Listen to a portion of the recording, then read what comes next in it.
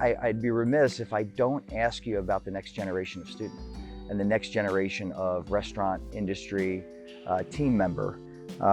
So, I think that in some respects, the younger generation, called millennial, pre-millennial, I don't know what the generations are now. I'm not good with all that stuff, but there's probably a sense of wanting to call them, not from me, from other people. Maybe I've heard the words entitled.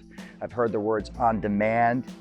What is your perspective? I mean, you're there, you're in the classroom with them. What is your perspective and what are you seeing and what can we look forward to? I think they have really good values. There's a lot of things that were baggage for my generation that they are untouched by, which is good.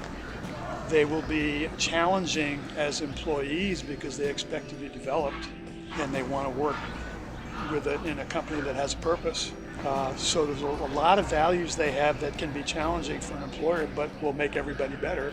And I think, they've been raised, but all the cliches about the award for participation, and all that.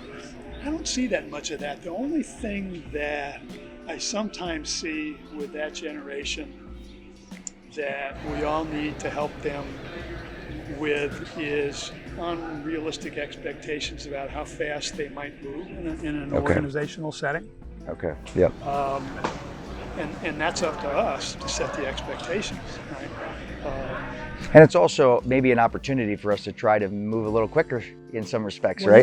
Yeah. And I've always tried, in a corporate environment, to keep my eyes open for that person who flashed, right? You see something, and one of the things that I started doing a long time ago was what I call, when I teach, problem giving.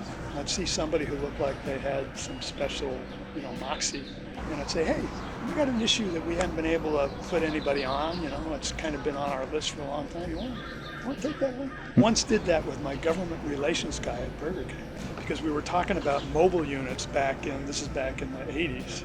And I had a group of senior managers in the room and nobody, I was getting zero traction trying to get people excited about the idea. And I left the meeting and the government relations guy who was sitting in follows me down the hall.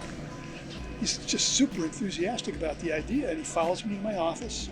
And I was leaving the building, and he follows me down the parking lot. He follows me in my car, and I'm throwing some stuff in the trunk, and he's just blabbing away about this thing. And finally, I turn around and said, hey, you really big on this idea? And he goes, yeah. And I said, okay, Monday, I'm going to give you a financial analyst. And you put together a plan for me on this, and if I like the plan, you can run it. And he went, really? I said, yeah.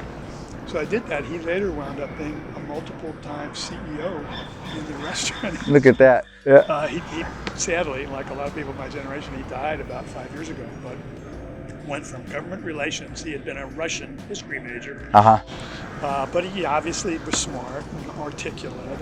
And was empowered. He was, And he had passion about the idea. You got passion, all right. Another grain and grit value, passion. Yeah. Can't beat it. Well, thank you for taking the time. Pleasure. This has been a lot of fun. I could sit with you for hours, by the way. Yeah, well, we'll do that. And I'm looking forward to it. Do that with some libations. Yeah, that works. Thanks, Jeff. Thank you.